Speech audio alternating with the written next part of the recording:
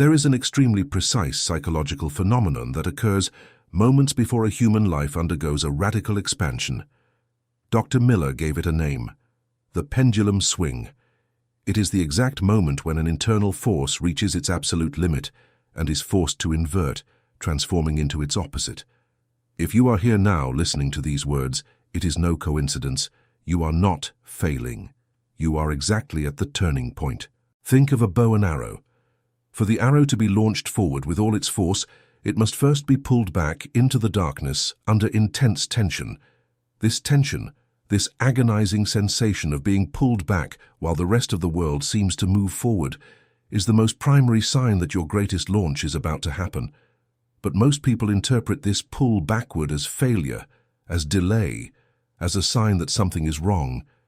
And it is precisely in this misreading that they lose everything. Dr. Miller observed something unsettling. Before the turning point of a person's life, there is an almost total withdrawal of psychic energy from the outside world. Your career starts to feel like a script for which you have forgotten the lines. Your social circle feels like a room without oxygen. Your past achievements lose their luster. But this is not depression. This is the final breath of the ego. The version of you that brought you here cannot take you further.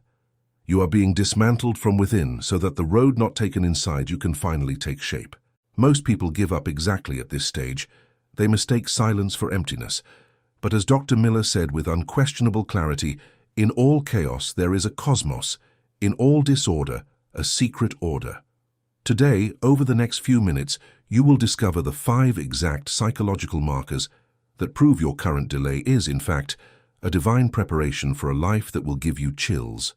And more than that, you will understand why everything that seems to be going wrong is part of an invisible mechanism, pushing you toward a level that your rational mind cannot yet calculate. But to reach the 5th key, we need to go back to the beginning, to the most sophisticated machine of the human psyche. Before we go to the first sign, I need you to understand something fundamental about this machine. It has a name: the public face. In Latin, persona did not mean personality. It was the name given to the clay and wood masks worn by actors in ancient Greek and Roman theatre. These masks served to project a social role to the audience and amplify the actor's voice to the back of the arena. Everything about them was performance, but the audience believed. Dr. Miller observed that every modern human being wears one of these masks. It is the professional version, the polite version, the accommodated version. It is that version of you that you spent decades perfecting so that society would grant you security, status, and a sense of belonging. The public face is how you negotiate with the world. It is the social skin that protects your inner core from the brutal friction of the collective. Without it, no one would survive childhood without being destroyed by difference. But there is a danger that Dr. Miller spent his whole life trying to warn against. The public face is a tool, not an identity. Dr. Miller said that the greatest tragedy of the human soul happens when we become identical to our masks. When you spend 30 years being the reliable one, the successful provider, or the strong leader, the ego enters a trance. It begins to believe that the mask is the face. You stop living your life and start managing a brand. And it was exactly at this point that you sacrificed the hidden potential of your authentic nature for the lead of social approval. The price of this trade you will only discover when the bill comes due. And this is where the first sign appears. The first clear indication that you are standing on the threshold of your turning point is the sudden and visceral onset of what Jungian analysts call hitting rock bottom. Think of your psychic energy as a real currency, with weight, with value, with circulation. Every time you smile when you are actually suffering, every time you say yes to a project that bores your soul, every time you suppress a radical idea so as not to rock the boat, you are paying an invisible tax. And this tax is expensive. For years you have been operating at a hidden deficit. You have been borrowing from your future health, your future peace, your road not taken, just to keep the performance of your current life running. And then, one day, the subconscious bank simply closes its doors. Suddenly you find yourself bankrupt. This is the moment you realize you can no longer play the role that was once so natural. And here is what almost no one tells you. There is a reason why money also stops flowing when this happens. Dr. Miller knew. Psychic energy and financial energy obey the same subterranean law. When your dark side is driving your life without you realizing it, it sabotages everything. You attract exactly what you are repressing. You attract the boss you refuse to be. You attract the scarcity you hide with smiles. You attract the chaos you sweep under the rug of the public face, and you call it bad luck. It was for this exact reason that I dove into the 28 keys that Dr. Miller began to outline before he died and never finished publishing. This material has been reorganized, translated, and applied to the practical reality of those who want to stop bleeding money, opportunity, and energy. It is called the Awakening Code. It is not a cheap mindset course. It is a complete reconstruction of the internal map that decides how much value the world delivers to you. Those who apply it report that the first change does not come in the bank account, it comes in the mirror. The gaze changes first. Then the posture changes. Then the type of proposal that appears changes. The attraction of wealth, in truth, is not magic. It is the inevitable consequence of an integrated dark side. If you want to know the full path, the link is right below, in the description. Read it before it hurts more. Because one more year of pretending, and the dark side will break you for good. Now resuming, you sit in a meeting and the corporate jargon feels like cold sand inside your mouth. You go on a date with old friends, and the shallow conversation feels like a physical weight on your chest, an invisible hand pressing on your throat. You look in the mirror and do not recognize the person on the other side, not because you have changed physically, but because the mask has finally become too heavy for your spirit to sustain. To the outside observer, your boss, your spouse, your peers, this looks like a breakdown. They will say you have lost focus, that you are not yourself anymore, that you are burned out. But from the Jungian perspective, this is not a sign of failure. It is a sign of subconscious rebellion. Your soul is on strike. It has realized that the container of your current life is too small for the person you are becoming. And it is intentionally withdrawing its investment in the old public face, divesting from the mask, because it needs that energy to build the inner core that you have not even met yet. In this phase, you may feel a strange, cold indifference to things that once mattered deeply. You may find yourself difficult, antisocial, harsh for the first time in your life. You stop caring about being liked and start obsessively wanting to be true. This is not a loss of social skill. It is the birth of sovereignty. You are finally realizing that your rare personality was never meant to fit into a standard mold. This is the death of the good child, that version of you trained from birth to fulfill the road not taken of your parents. And when this good child rots, the smell is unbearable. But it is the smell of freedom. The second sign comes right after, and it does not arrive as a withdrawal. It arrives as an invasion. Dr. Miller wrote a sentence that should never be forgotten. Nothing has a stronger psychological influence on the environment, and especially on children, than the road not taken of the parents. But what almost no one realizes is that this road not taken also haunts you. The parts you suppressed, neglected, or put on the shelf to survive the first half of the journey begin to organize an internal coup. In your early years, you made a series of necessary and painful trades. To be successful, perhaps you suppressed your creative eccentricity. To be safe, perhaps you ignored your nomadic spirit. To be accepted, perhaps you buried your radical and rare personality under a layer of conventionality. Dr. Miller believed that these suppressed parts do not disappear. They go to the dark side, ferment, and wait. And when you approach an important turning point, these ghosts stop waiting.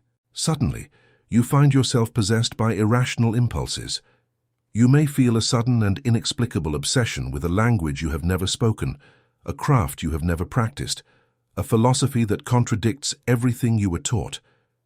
You may catch yourself looking out the office window, feeling a pull toward a life that looks nothing like your current one. To your ego, the manager of your life, this feels like a midlife crisis or a lack of focus.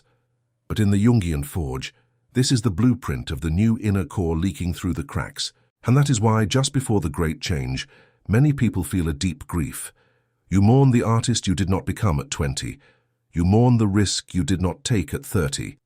This grief is vital. It is the road not taken demanding to be mourned so that it can finally be integrated. You are not just remembering the past. You are rescuing the energy that remained trapped inside those old versions of you. The world will tell you it is too late. They will affectionately call you a late bloomer, as if it were a consolation prize. But the most magnificent trees are precisely the ones that grow the slowest. The road not taken is not a list of lost opportunities. It is an untapped reservoir of power. If you feel a sudden and irrational impulse to change direction, if you feel a hunger that food does not satisfy and a thirst that status does not quench, do not suppress it. You are being recruited by your own soul. But to receive this recruitment without going insane, you must pass through the third sign, perhaps the cruelest of all, although it is also the most necessary. This third sign is what Dr. Miller called the retreat to the inner castle. In modern terms, we can call it the breaking of the social mirror. For most of your existence, you have lived reflected in others. Since birth, you have used parents, teachers, colleagues, and partners as mirrors to tell you who you were. If they smiled, you were good. If they promoted you, you were successful. If they sought your company, you were worthy. This is the social mirror, and for most, it is the only known way to navigate reality. But when you are about to enter the turning point of your life, a strange phenomenon occurs. The mirrors stop reflecting you. Suddenly, you are in a state of sacred isolation. It begins with the feeling of a frequency mismatch. You sit with old friends, people you have known for 10 years, and realize with a sinking heart that you no longer speak the same language. Their worries seem trivial. Your internal shifts seem unspeakable. You try to explain the invasion of the road not taken, and receive in return blank stares, or worse, practical advice on how to go back to being yourself. This is the moment when the mirror breaks. You realize that the people in your life cannot see who you are becoming. They can only see the ghost of who you used to be. To the ego, this feels like a catastrophe. It feels like loneliness. It feels like you are being erased from the social fabric. You may go through a period where the phone stops ringing, the invitations dry up, or you withdraw voluntarily because the social performance has become too exhausting. Most people panic here. They try to fix relationships or force a return to the group. But Jungian psychology teaches that this isolation is not punishment. It is strategic incubation. Dr. Miller observed that no significant psychological growth can occur while you are being constantly verified by the outside world. As long as you are looking for a reflection, you are a slave to the mirror. To become sovereign, you must go through a period without any reflection at all. You need to learn to exist in the darkness of the inner core until your own internal light becomes strong enough to guide you. Think of bamboo. For years it shows no growth above ground. It is invisible to the world, but beneath the surface, it is building a massive system of roots. When the time comes, it grows 90 feet in a single season. You are now in the root phase. The isolation is the soil that protects you while you are reconfigured from within, and the sign that this phase is coming to an end is a profound indifference. You stop explaining yourself. You stop trying to make others understand. You realize you no longer need a mirror, because you have become light. The fourth sign is the most counterintuitive gate of all. Dr. Miller called it letting go. For those who have spent their lives fighting, battling, sweating to make things happen, this sign feels like a betrayal of everything they have known. It feels like giving up, but it is the exact opposite. It is the moment when the owner of the house finally hands the keys to the architect. The modern ego is a colonizing force. It believes that with willpower, logic, and the hustle, it can force the universe to yield. We were taught early on that if life is not working, we need to push harder.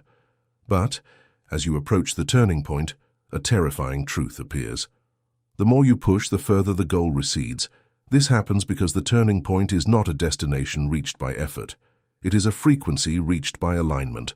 This is the paradox of letting go. The ego finally realizes it is overwhelmed. It has tried every strategy, worked every hour, exhausted every solution. Even so, the life it wants remains out of reach. This is the moment of strategic defeat. Most mistake this defeat for a crisis. But Dr. Miller would say this is the most successful moment of your existence. It is the instant when the interference of the ego finally ceases. Letting go is not passivity. Passivity is doing nothing out of despair. Letting go is doing everything while being completely detached from the result. It is the master archer who tensions the bow with perfection, but releases the arrow without trying to hit the target, because he himself is the target. In this phase, your relationship with time and effort changes radically. You stop chasing and start allowing. You realize your delays were not obstacles, they were calibrations. The universe was not denying you. It was waiting for you to stop pushing so it could finally lead you. Dr. Miller spoke of synchronicity, meaningful coincidences that appear when the internal and external worlds align. When you enter the state of letting go, these synchronicities accelerate. You stop looking for opportunities and opportunities start finding you.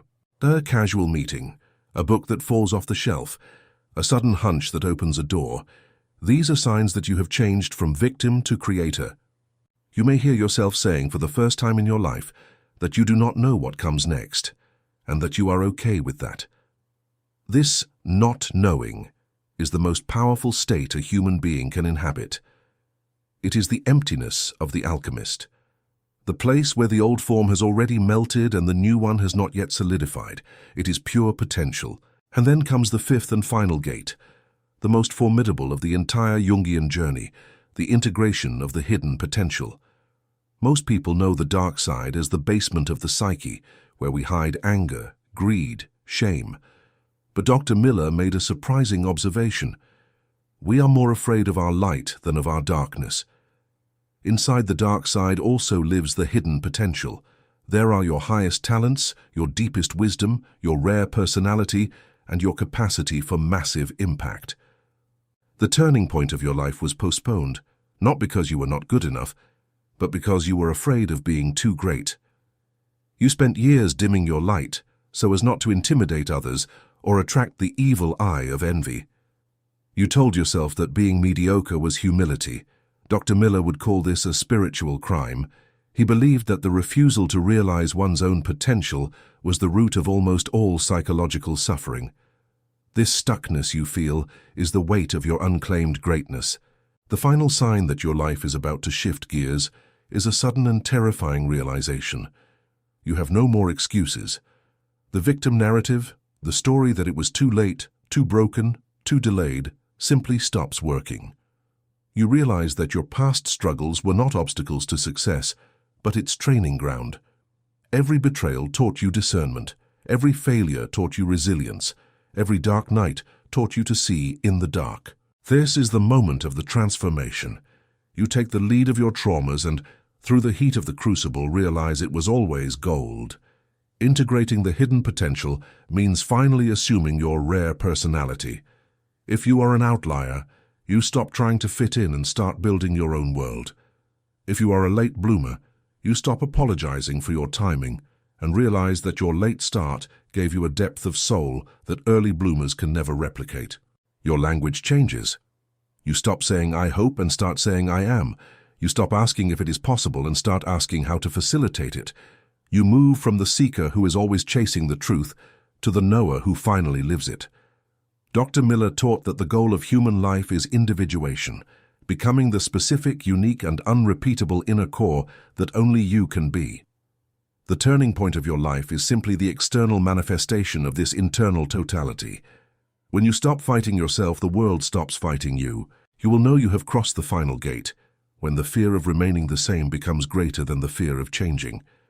The container of the old life is so broken that there is no going back. The only way out is through. And in that crossing, you do not arrive as a lucky survivor. You arrive as a conscious architect. You look back at the dark night you have just crossed and see it for what it always was, a sacred arrangement. The universe never wanted to break you. It wanted to break the mask so that the soul could finally breathe. Recapping what you have seen, the bankruptcy of the public face was not failure, it was liberation. The invasion of the road not taken was not confusion, it was recruitment. The breaking of the social mirror was not exclusion, it was incubation. Letting go was not giving up, it was handing over the steering to the architect. And the integration of the hidden potential was not arrogance, it was the recovery of the gold that was always yours. 5 signs, 5 gates, 1 single passage. Dr. Miller left one last message that needs to be carried by those who are now in the heat of the forge. I am not what happened to me. I am what I choose to become. You have been through the fire. You paid the tax of the public face. You survived the silence of the emptiness. Now it is time to wear the gold. Your arrival is not a future event. It is a present decision. The turning point begins the exact moment you stop asking for permission to be who you already are.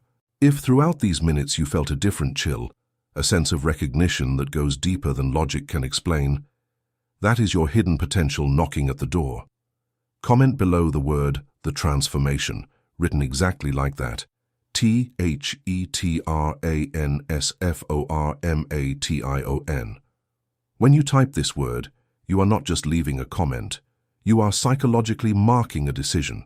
You are declaring that the container has been rebuilt and that you are ready to house the greatness you were born to express. And if you know someone who is now in the middle of their own forge, feeling like they are failing just when in fact they are being reborn, share this video with that person. Be the synchronicity for which she is praying. If staying with us means something to you, subscribe to the channel and turn on notifications.